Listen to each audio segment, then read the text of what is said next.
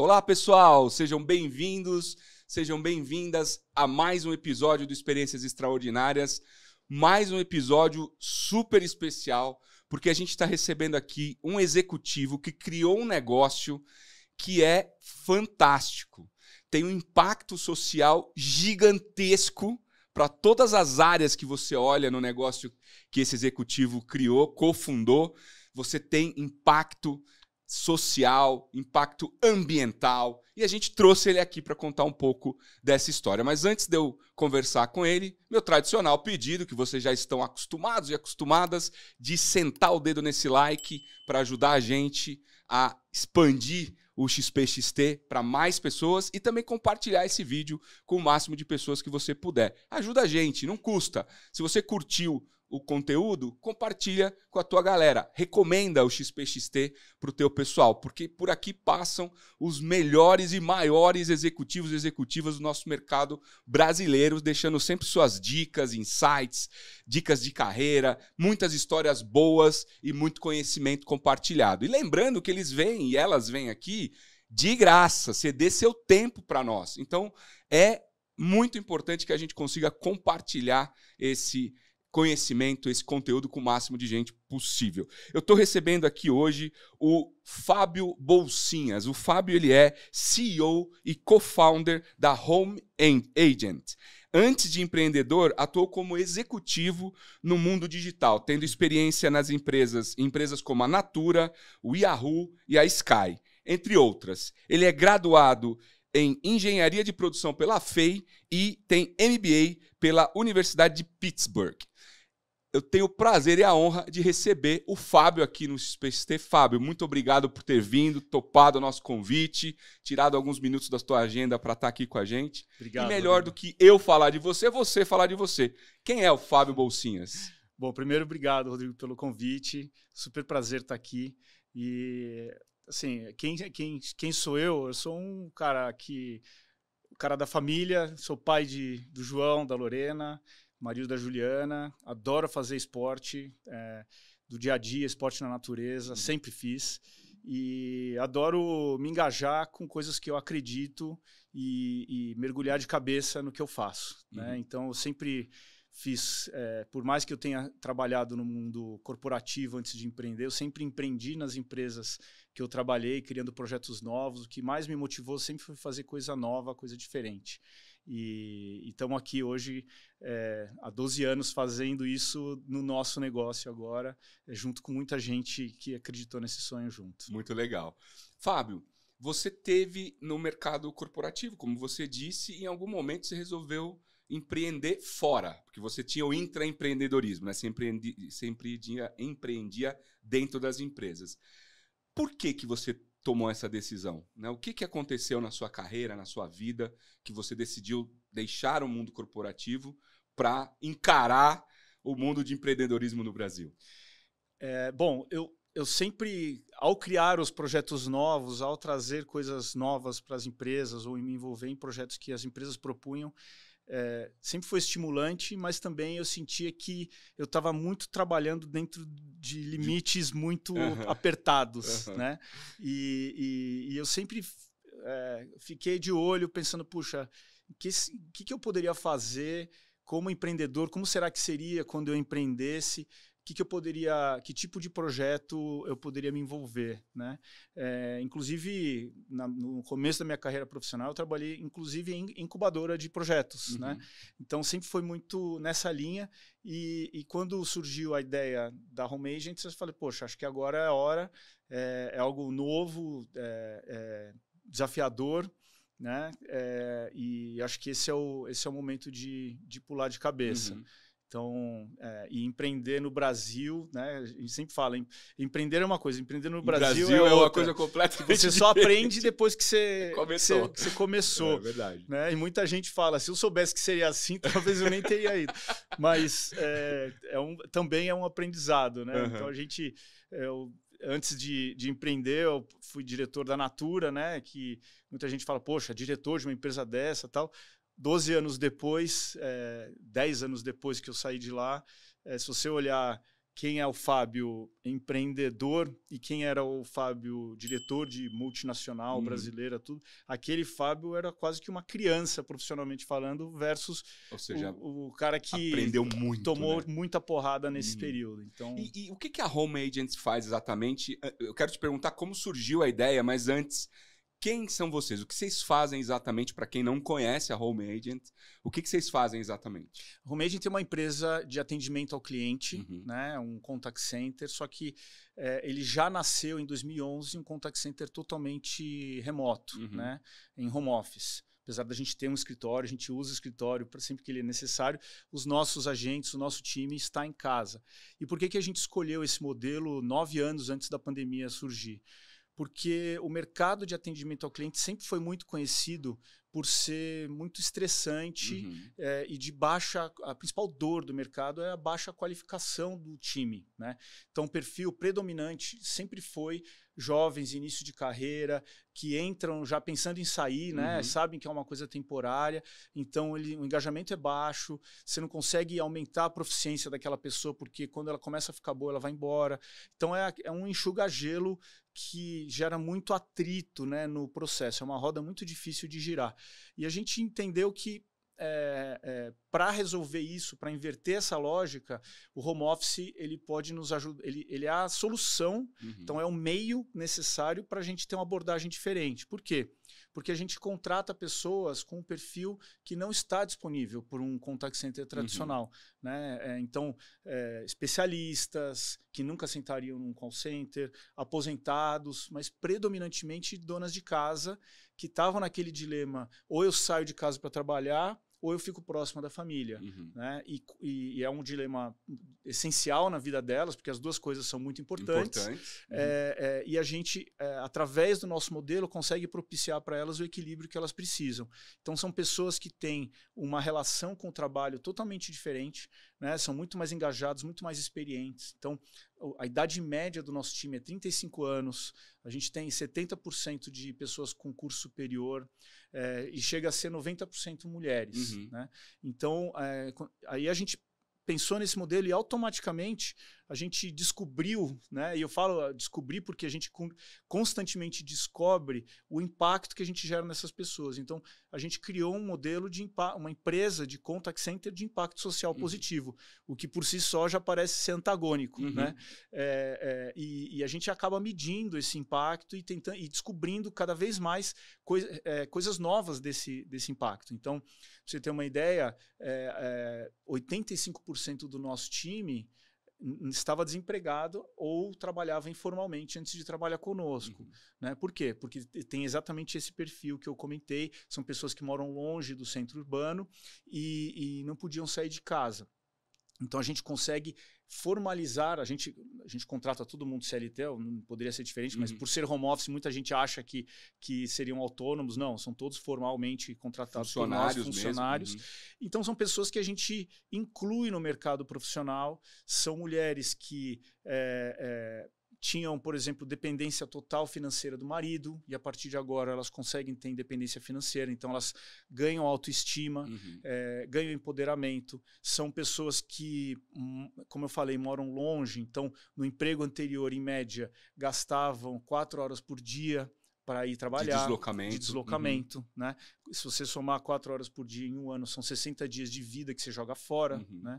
E a gente mede esses indicadores e vai vendo como que a gente evolui com eles. Então, no ano passado, foram mais de 30 mil dias de vida que os nossos colaboradores ganharam, né, ao trabalhar conosco, em comparação com se eles tivessem que pegar o transporte. São mais de 600 mil viagens de transporte público, são mais de 300 toneladas de carbono que a gente deixa de emitir.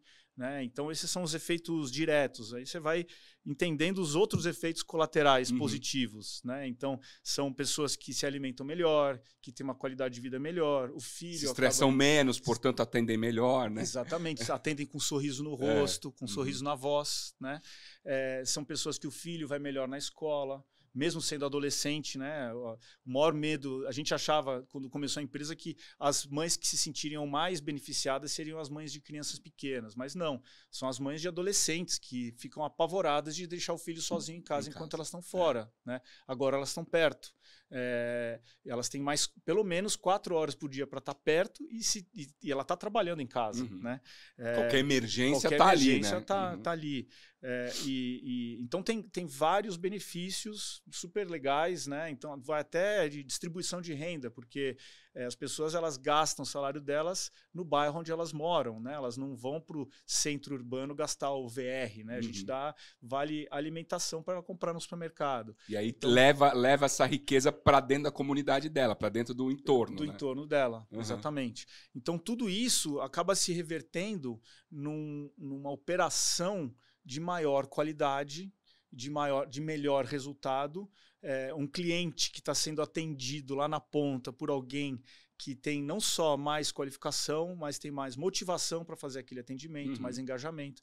Então é um círculo virtuoso, né?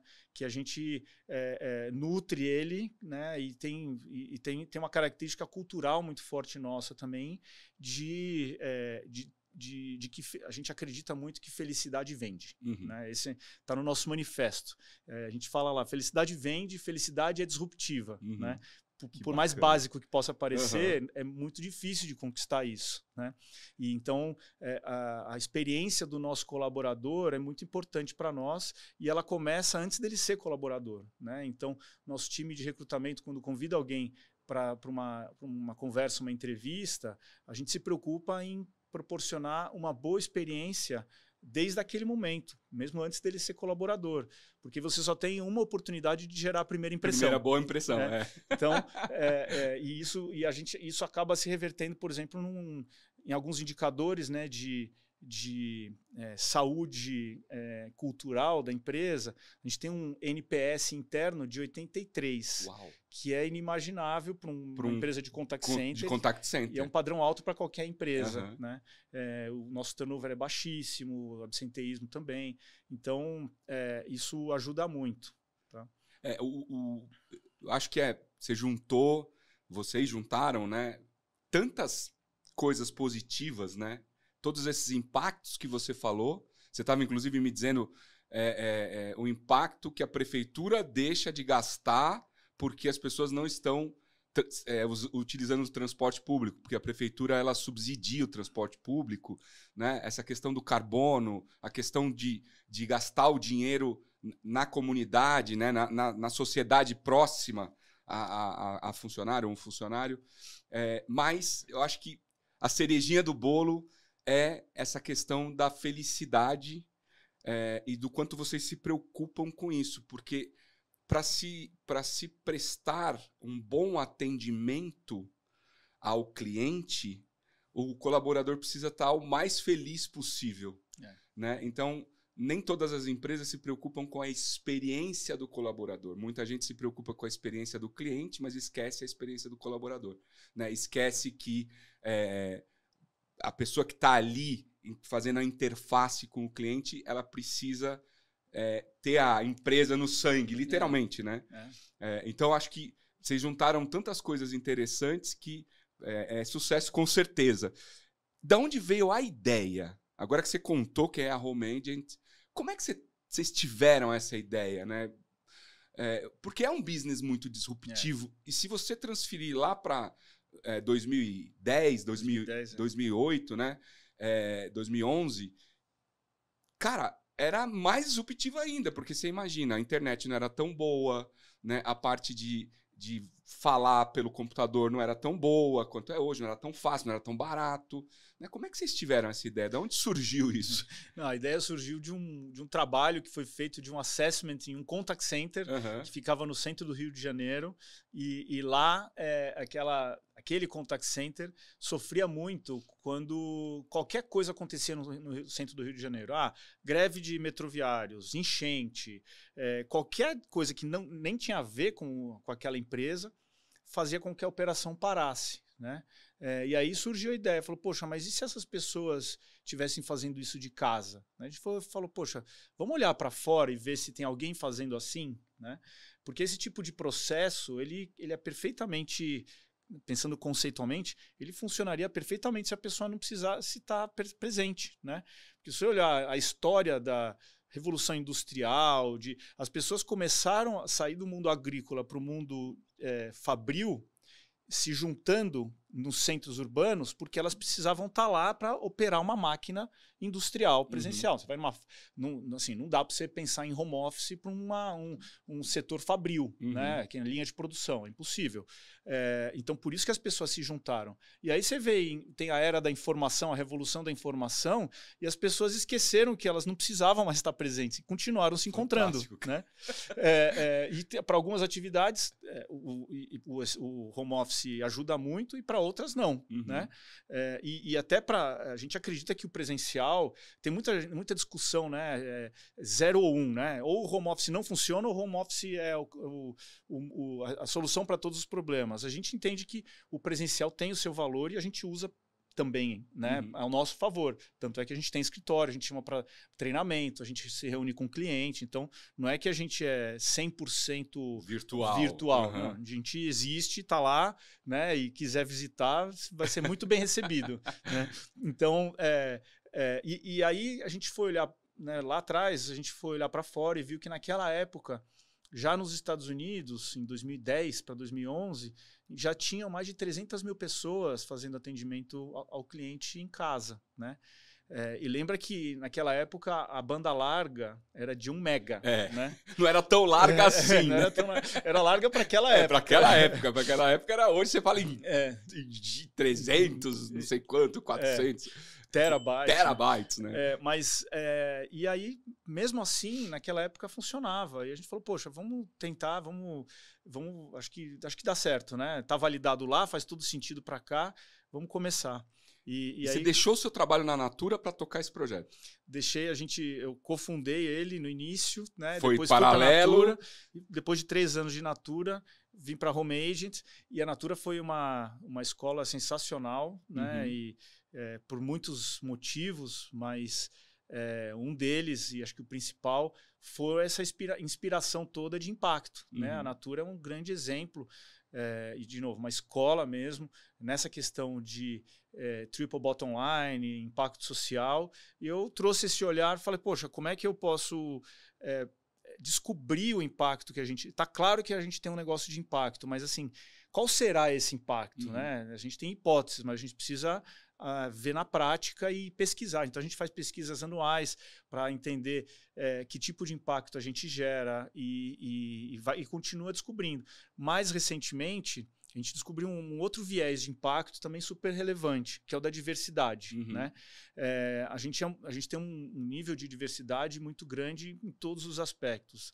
Tanto do ponto de vista de raça, né? Então a gente tem um extrato muito parecido com o da população, então 50% de pretos e pardos no nosso time, que para o mercado de trabalho não deveria ser um diferencial, deveria ser a obrigação, né? Mas a gente tem, por exemplo, uma população LGBTQIA+, muito expressiva, e também um grupo de pessoas trans no nosso modelo bastante grande. E a gente foi descobrir isso depois.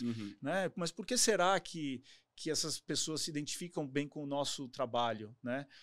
E tem gente que adora olhar o copo meio cheio ou meio vazio. Né? Fala assim, você está escondendo as pessoas no home office. Eu não estou escondendo ninguém, porque a pessoa foi lá, se candidatou e passou no processo. Você não brigou ninguém a trabalhar com não você. Não estou amarrando ninguém em casa. Mas assim, aí a gente começou a entender conversar com essas pessoas, né? Por que você gosta muito desse modelo?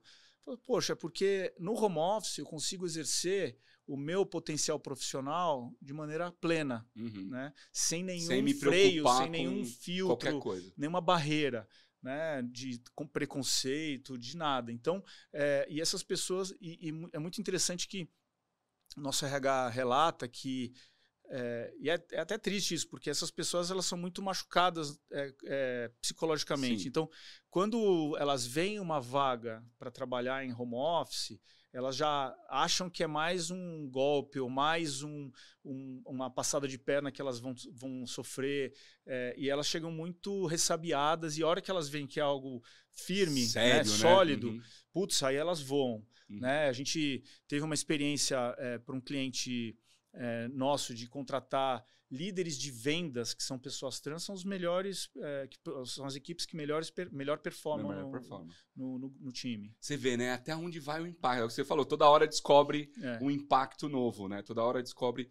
Agora, eu fico imaginando conhecendo um pouquinho desse mercado de contact center, atendimento a cliente, eu fico imaginando que ainda deva existir um certo, não sei se a palavra é preconceito, talvez receio seja melhor, dos clientes em contratar esse tipo de modelo.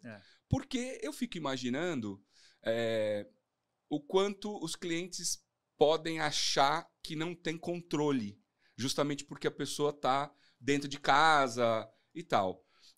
Como é que vocês lidam com isso, né? Como é que vocês vêm quebrando esse paradigma no mercado?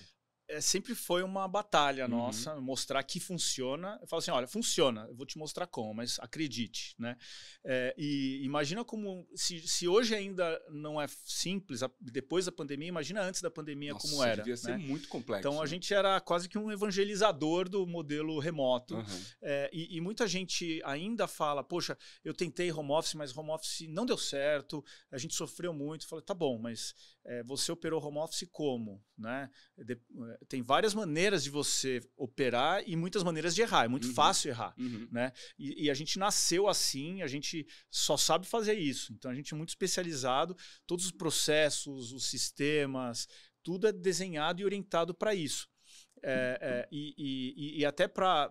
Eu estava te contando antes, durante a pandemia, muitas empresas começaram a sofrer, né, a dor da gestão mal feita ou errada ou equivocada, né, do home office, e começaram a nos procurar, falando, home agent, a gente está sofrendo aqui com o nosso home office, com o nosso remoto, e vocês que são referência no assunto, a gente quer saber como vocês operam, quero contratar os seus sistemas para operar.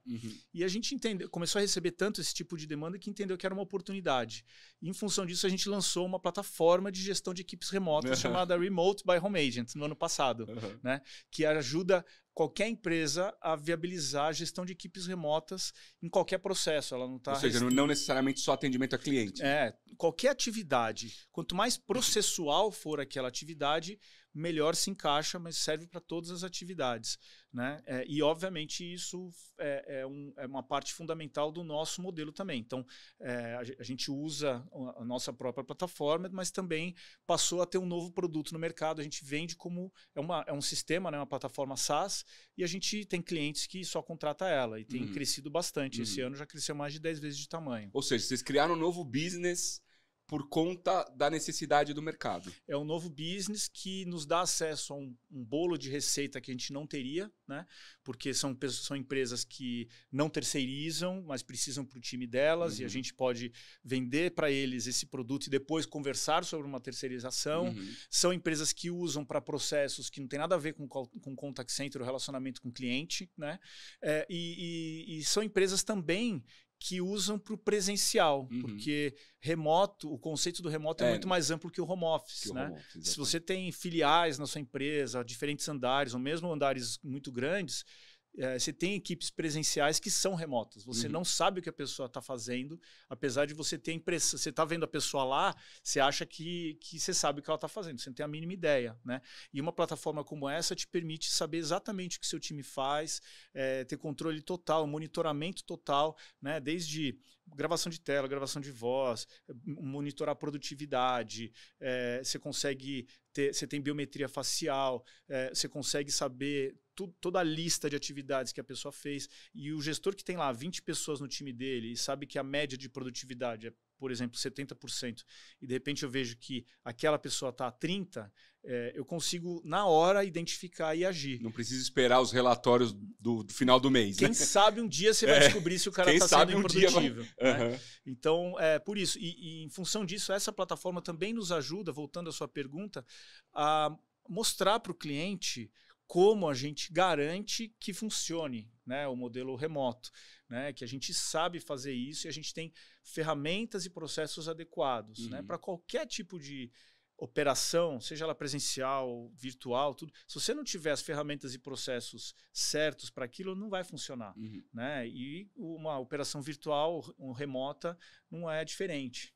Você tava inclusive me dizendo que dentro dessa plataforma de software, vocês conseguem inclusive ajudar a monitorar a saúde mental das pessoas, não dos atendentes só, porque não serve só para contact center. Você consegue, inclusive, ajudar nesse monitoramento, né? Essa é uma plataforma que ela é tão completa que quando alguém pergunta para mim, em uma frase, como que você resume o que essa plataforma faz, eu falo que ela dá superpoderes para o gestor de equipes remotas. Né? Essa é a função dela. Porque ela tem vários Esse tipos é o de elevator funcionalidade. pitch, né? Exato.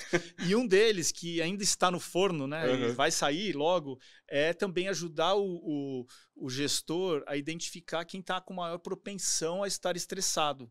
Né? Então você consegue, através de biometria de voz, você mede a velocidade da digitação da pessoa, faz algumas perguntas ao longo da jornada dela, você fala para o gestor, olha, aqui tem fumaça, dá uma olhadinha ali. Vai né? lá antes que estoure, né? Antes que... Ou você pode ter aquela pessoa, aquele ali tá com cara de estressado. Não, aquele ali é estressado, deixa ele...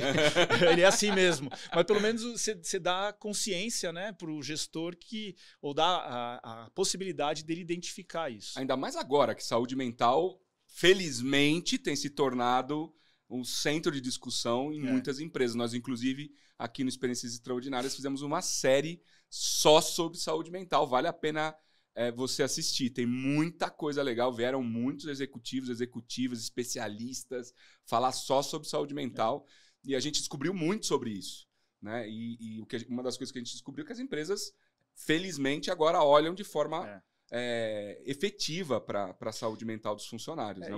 Que é muito bom. E a saúde mental está intimamente ligada com a questão da felicidade. Sim. Né? E da produtividade. Que está ligado à produtividade. Então, assim, está tudo correlacionado.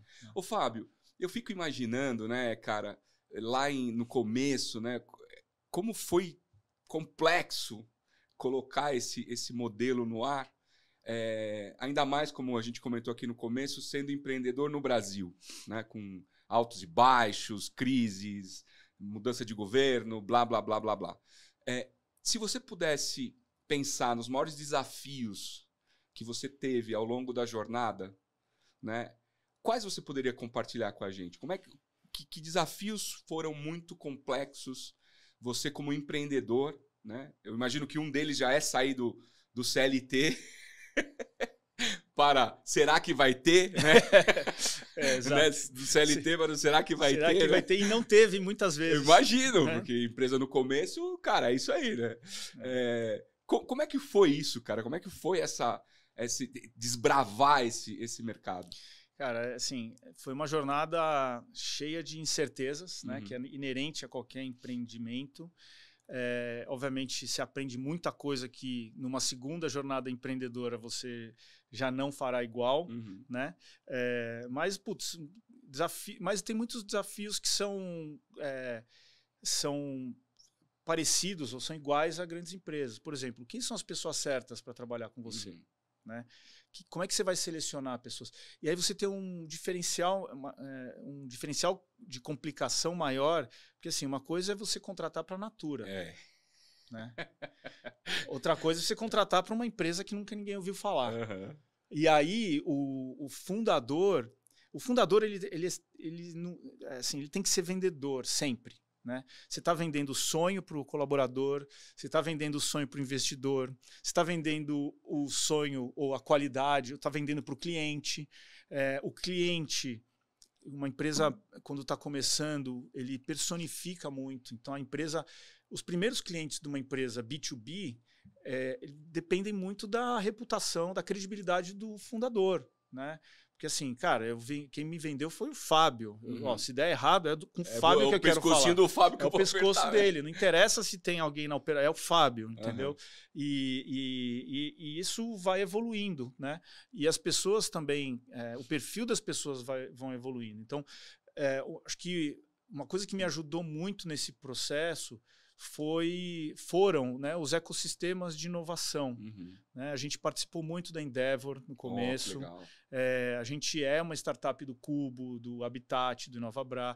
E essa interação, né? Essa troca com empreendedores que já passaram pelas dores que você passou, elas são muito relevantes para te mostrar o caminho e mostrar que essa dor que você está sentindo, que você acha que é só sua, porque tem dor que você sente, ou dúvida, né? Tem questões que você sente que você não pode compartilhar com praticamente ninguém, né? nem com colaborador, nem com investidor, nem com ninguém. E essas dúvidas ou essas questões, num ambiente de iguais, né, de outros empreendedores, é ali que você consegue debater. E é muito legal, porque eu já participei de sessões com empreendedores, né, mentorias coletivas, por exemplo, na Endeavor, que você vê empreendedor chorando literalmente, né? E não tem como você também não se identificar e não se emocionar, porque, cara, para dar certo, você tem que dar tudo. Você tem que mergulhar de cabeça. Tem um termo, né, que é muito usado no mundo dos empreendedores, principalmente pelos investidores, que é skin in the game. Né? Quanto que você colocou sua pele no jogo. Sua pele no jogo. Falou, cara, pele, couro, cabelo, é tudo já. Né? Então não tem... Se você não mergulhar de cabeça, uma coisa nova, tudo tá ali para dar errado. Entendeu? Assim, todo o ambiente... num novo empreendimento, se você deixar seguir no automático, cai. Né? Igual o avião 14 bis. Depois de tanto trabalho, Santos Dumont ele voou 100 metros, depois pousou. Né? É isso. Você tem que lutar contra lutar contra tudo que vai contra, que no final todo o ambiente, né? E aí quando a gente fala de empreender no Brasil, tem alguns elementos adicionais, né? Que dificultam o processo, mas mesmo assim você conseguir fazer acontecer. Então você vai lá, você dá um salto, né? Você está embaixo lá no fundo da piscina, você dá 2 remadas, respira, volta. De repente você consegue voar. De repente você tirou o avião da água, agora você está voando, mas tem sempre peso te jogando para baixo. Então é sempre assim. E essa acho que faz parte da jornada empreendedora de todo mundo, não é? Tem que ter. Primeiro tem que estar preparado para isso, né? Porque muita gente. Já falei isso aqui em outros episódios, muita gente acha que empreender eu vou empreender porque eu quero mais qualidade de vida e tal. Não necessariamente, né? Pelo menos não no que se refere a volume de trabalho, né? Você pode até trabalhar mais feliz. Você controla melhor o seu horário. Exatamente, você tem mais liberdade, mas você tem que botar mais horas até do que você colocava quando você trabalhava para os outros. Tem essa questão da troca que você trouxe, que é muito importante e que muitos empreendedores ainda não fazem. Alguns porque têm medo de falar a ideia, porque não sabem o caminho. Então procura Endeavor, procura BR Angels, enfim, tem várias instituições que hoje ajudam, apoiam os empreendedores. Né? E o BR Angels é investidor nosso e também promove muita mentoria, muita troca. E acho que assim, eu deixo um elogio grande para eles, porque eles são muito preocupados em promover essa estrutura que eles, que eles têm, que são únicos, né? Quer dizer, é um grupo de executivos muito experientes que estão ali com interesse em não só investir, mas em ajudar. É o Smart Money que eles tanto falam, que né? Eles falam, E estão lá sempre... E assim, é muito engraçado porque eles cutucam a gente. Falam assim, cara, faz tempo que você não me pede ajuda. O que você está precisando, entendeu? Quem que você quer falar? Qual empresa que você quer chegar? Porque a gente consegue aqui. Então, é muito legal. Ó, para você que está assistindo, quer saber quem é o BR Angels? Assiste no XPXT o episódio do Orlando Sintra, que foi o fundador, o cara que idealizou o BR Angels. A gente trabalhou junto na SAP, eu e o Orlando. Né? É um cara fantástico, que tem uma visão realmente diferente do mundo do empreendedorismo.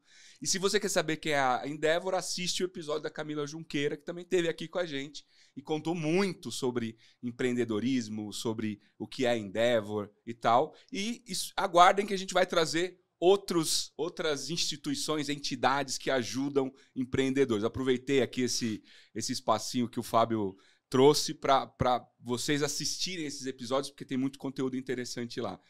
Fábio, futuro, né? Futuro do mercado de atendimento. Né? O que você está vendo para futuro do mercado de atendimento a cliente? Né? Inteligência artificial entra para ajudar mesmo, né? Nem tanto. Para que caminhos você acha que a gente vai caminhar dentro desse futuro, dessa área que é tão importante nas empresas? Eu acho que o mercado de atendimento ao cliente, especificamente, ele já a inteligência artificial não é novidade para esse mercado no sentido da transformação. Então, se você for olhar nos últimos 10 anos, a cada 2, 3 anos surgiu uma tendência transformadora para esse mercado, né? Que tirou os gestores da zona de conforto. Acho que começou mais fortemente com ferramentas na nuvem, com chatbots, com discador automático. E aí, nesse ano surgiu a inteligência artificial generativa, né, o ChatGPT e os correlatos, que realmente tem um potencial transformador ao extremo, não só para esse setor, mas para muitos outros que nem imaginavam que poderiam ser impactados. Então, eu acho que o mercado de atendimento ao cliente, ele até está nessa questão da transformação, ele está melhor posicionado, porque ele já sabia que ele estava sendo impactado, né? Estava sendo transformado por outras coisas e agora acelerou ainda mais. Mas, assim, eu acredito muito que você tem alguns efeitos mais óbvios e outros menos óbvios, né? O mais óbvio é reduzir o número de agentes, da necessidade do número de agentes. Eu acho que a gente tem que conviver com isso e faz parte do processo. Porém, a inteligência artificial, o que ela faz? Ela te ajuda a filtrar, atender os casos dos clientes que são de complexidade baixa ou média e que são o maior volume. Né? Mas a gente também acredita que dificilmente o humano vai deixar de ser necessário. Só que por causa desse efeito, cada vez mais você vai precisar de gente mais especializada, qualificada. Né? E aí é onde a gente entende que o nosso modelo faz mais diferença, porque a gente tem acesso a especialistas em escala. Né? E esses especialistas também vão ser empoderados pela plataforma, pela IA. Né? Então, os humanos que continuarem sendo necessários, eles vão ser aumentados, que a gente chama, o potencial deles vai ser aumentado com a ferramenta. A gente mesmo está desenvolvendo internamente uma plataforma que é para o agente usar, que é para o consumo interno, mas ele é uma plataforma que ouve o que o cliente está falando com o agente, interpreta a dúvida do agente, pega uma base de conhecimento previamente definida e sugere para o agente já as respostas. Né? Então, faz com que o agente seja muito mais rápido e assertivo. Então, não sei se você já teve a experiência de ficar esperando na linha enquanto o agente fala, não, espera só mais um minuto, senhor, porque já, várias vezes. Que eu estou procurando aqui o procedimento. Então, nessa hora, a ferramenta ela vai lá e vai propor 5 respostas para o agente, ele clica, abre e fala assim, ó, cliente, é assim que funciona, esse é o procedimento que eu preciso te dar. Né? Então, esse é um exemplo. Um exemplo. Negociação, por exemplo. Né? Quando transborda para negociação, tem que ter ali alguém para ajudar, né? Exatamente. Você fica lá você tem o copiloto, né? Que fica ouvindo e sugerindo argumentos de vendas, né? Ou uma cobrança, ou até sugerindo, identificando na hora se pode ter um problema na ligação e chamando o supervisor automaticamente para ele ouvir primeiro e depois interceder se necessário. Tem muitas coisas que a gente não consegue nem ter ideia hoje de que vão ser relevantes. Né? Que estão sendo desenvolvidas. Muita gente está assistindo a gente, né, não é tão especializado em experiência do cliente. Quais são os principais pilares, na sua opinião, para se oferecer a experiência do cliente? Já falamos aqui, por exemplo, da experiência do colaborador, que é um pilar importante, já falamos de tecnologia. O que mais você acha que é importante para se oferecer um bom atendimento ao cliente? Eu acho que, bom, o que o cliente quer? Ele quer ser atendido bem e rápido, né? Ponto. É isso que ele quer, quer que resolva rápido. Então, assim, primeiro é você entender o que o cliente quer, né? O famoso, todo mundo fala, né? O cliente no centro da experiência, e não deixa de ser isso mesmo. E para você viabilizar isso não é simples. Então você precisa ter plataformas certas, os processos certos, porque não adianta você ter um especialista... O contact center certo. Não adianta você ter um especialista falando com o cliente se esse especialista não tem empoderamento nenhum sistêmico para resolver aquele problema do cliente. Né? Ou se, por exemplo, a hora que chegar o caso para o agente resolver, para o terceiro agente naquela mesma ligação que o cliente tem, e aquele terceiro agente não tem ideia do que já aconteceu antes.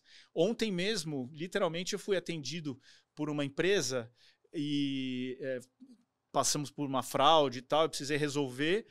precisei ligar para um banco e a terceira pessoa me atendeu perguntando como eu posso te ajudar. Aí eu comecei a responder, falei, olha, você é a terceira pessoa com quem eu converso, eu vou te explicar novamente. Então, assim, isso é muito ruim. Né? E já não é mais cabível no dia de hoje, não né? É cabível, né? E assim, o certo é você ligar pela primeira vez, a pessoa fala, oi Fábio, tudo bem? Eu já vi que você tem um problema aqui e já tô te resolvendo, né? Assim, o cara a resolução preditiva do problema. Se você identificar que o cara tem um problema e já traz a resposta para ele. E a tecnologia hoje já permite isso, né? Permite. Já permite você ter esse tipo de coisa. Precisa ser bem desenhada, bem implementada, né? E não é simples. Não é simples. E nem, muitas vezes, também não é barato. Então, também, muitas empresas não têm porque não podem, não é porque não querem também, né? Então, é um processo. Fábio, com esse volume de trabalho, de ser empreendedor, de tocar uma empresa que é disruptiva, que está causando impacto, agora que tem um software. Como é que fica a vida pessoal? Falar um pouco desse aspecto, já que a gente falou um pouco de saúde mental, né? Como é que fica a vida pessoal? Porque eu imagino que você tenha skin on the game, né? Para usar aqui a terminologia que você muito bem mencionou. Como é que você equilibra isso, cara? Como é que você consegue equilibrar uma empresa que está rompendo paradigmas, que está mudando a forma de atuar no mercado, com o pai, o marido, né, o amigo? Como é que é esse equilíbrio para você? Como na vida profissional, você precisa também ter disciplina. Né? Disciplina para garantir o tempo e a atenção necessária para as outras partes que são essenciais na sua vida, porque ninguém só trabalha. Ninguém consegue ter longevidade só trabalhando. Por mais que eventualmente você tenha um projeto, uma negociação que vai te demandar mais tempo, isso não pode ser a regra. Né? Para mim é religioso poder fazer esporte todo dia. Das 7 às 8 da manhã eu faço esporte, porque senão também impacta a minha saúde mental. Né? O esporte ele ajuda a aliviar o estresse muito fortemente. E eu sou, como eu falei, eu sou pai, né? E eu faço questão de ser muito presente com os meus filhos. Né? Tenho filhos de 11 e 14 anos e eu empreendo há 12. Né? Então, se eu não tivesse essa disciplina, eu não teria participado como eu participei da infância dos meus filhos. Então, isso é muito relevante. Né? E a minha... eu sempre falo com a minha esposa que esse é um acordo em conjunto que muitas vezes uma parte ou outra também sofre, né? Não existe um mundo perfeito, mas acho que essa resiliência da parceria é essencial para a gente poder fazer com que as coisas aconteçam. Né? E combinar também o que a gente enxerga para o futuro de médio a longo prazo e qual que é o plano junto. Né? Ou seja, estamos passando aqui essa fase mais, né, que um ou outro está se dedicando mais ao trabalho, mas tem um objetivo lá na frente. Né? Tem um objetivo. Então, inclusive para poder passar pelos sobes e desces, pelas montanhas-russas de empreender, porque quando você fala de skin in the game, realmente é tudo. É skin in the game, né? E você precisa conseguir conciliar. Né? Mas, poxa, é muito legal. Eu gosto muito de esporte na natureza, velejo de kitesurf. Olha que legal. Pra mim, foi muito legal, porque eu consegui colocar minha família inteira agora velejando com a gente, comigo. Então, muito legal. Aí dá pra aproveitar esse momento que você tá fazendo esporte e ao mesmo tempo tá convivendo com a família. Porque pra mim a vela sempre foi um esporte muito solitário, muito egoísta, né? Eu velejava de windsurf na juventude também, e minha mulher, na época namorada, sempre ficava esperando na areia. E aí eu mudei de esporte pro kitesurf e consegui trazer meus filhos e agora minha mulher também tá aprendendo. Eu já me aventurei com o kitesurf por aí, realmente é fantástico, é um esporte assim maravilhoso. E eu acho que dá para ter essa integração, né? Muito legal. A gente tem um grupo de amigos que a gente sempre viaja junto, 3 famílias, todo mundo velejando, aprendendo. Lá para Cumbuco, né? Que é foi recentemente para o Piauí, também foi muito legal. Tem essas viagens, né? O pessoal faz viagem de kitesurf, né? Pela os costa. downwinds. Eu fiz um downwind agora de quase 40 quilômetros, foi muito legal. Que legal, cara. Uma viagem no mar. Foi semana passada, eu tô com as dores até agora dessa aventura. Mas eu imagino, nunca fiz, Mas eu imagino a higiene mental que isso deve fazer, Nossa, né? Porque você tá dentro do mar, velejando, ou seja, o vento te levando, né? Com os amigos, com a família. Deve ser muito legal. Você vê um pôr do sol no mar, cheio de pipa voando, você andando a 30, 40 km por hora. É um negócio, assim, recomendo. É muito legal, mesmo, né? Muito bacana. Fábio, pra gente começar a encerrar aqui o nosso papo, que tá maravilhoso, dicas profissionais, né? Você é um cara que teve uma carreira executiva, hoje é um empreendedor que tem uma empresa disruptiva, que tem impacto social, que se preocupa com coisas que são, na minha opinião, pilares fundamentais. Que conselhos você poderia deixar para outros profissionais, né? O que foi fundamental para você na sua carreira? Até agora, né? Porque ainda tem muito chão pela frente, mas até agora o que foi fundamental? Eu acho que isso serve para quem quer empreender ou quem quer ser executivo de empresa. Eu acho que é sempre nunca se conformar, nunca deixar... Se você sentir que as coisas estão calmas, tem alguma coisa errada. Não deixe isso acontecer. Então, sempre se desafia, sempre busca aprender, né? Acho que o aprendizado contínuo é essencial. Cada dia mais o mundo evolui rapidamente e a gente não tem... Meus filhos têm 11, 14 anos. Eu tenho certeza de que a profissão deles não existe ainda. Que a profissão que eles vão ter lá daqui a não muito tempo, daqui a 10 anos, ainda não existe. Né? Então, assim, você só vai conseguir estar pronto para uma profissão que você nem sabe qual vai ser se você tiver uma característica de aprendizado contínuo, né? Mas, principalmente, uma coisa que não muda, que é independente de aprendizado, eu acho que são as relações, né?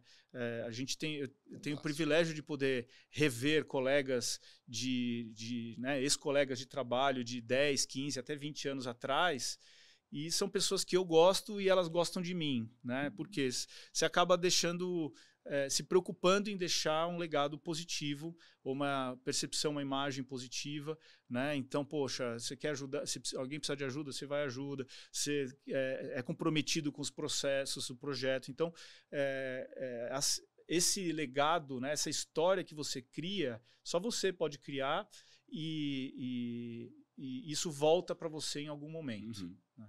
Muito bacana. Fábio, queria te agradecer seu tempo. Muito legal, obrigado pelo privilégio de estar aqui. Imagina, nós é que agradecemos o privilégio de ter você aqui, de escutar tantas histórias boas. Obrigado mesmo por ter vindo. Obrigadão, valeu. Obrigado. Uau, pessoal, mais um episódio fantástico do Experiências Extraordinárias. Eu aviso no começo que vai ser legal, né? Eu espero que vocês acreditem em mim, porque todos os episódios que a gente faz aqui são bacanas. Felizmente, a gente tem essa sorte de trazer pessoas como o Fábio, que contam histórias, que deixam esse legado de aprendizado pra gente, de diversas áreas, né? Você viu que a gente falou de empreendedorismo, falou de esporte, falou de família, falou de um monte de coisa, que tudo se junta no final e tudo é importante. Se você curtiu e não deixou seu like ainda, deixa agora, porque é importante. E não esquece de compartilhar esse vídeo com o máximo de pessoas que você puder, tá certo? Fiquem bem e até o próximo episódio.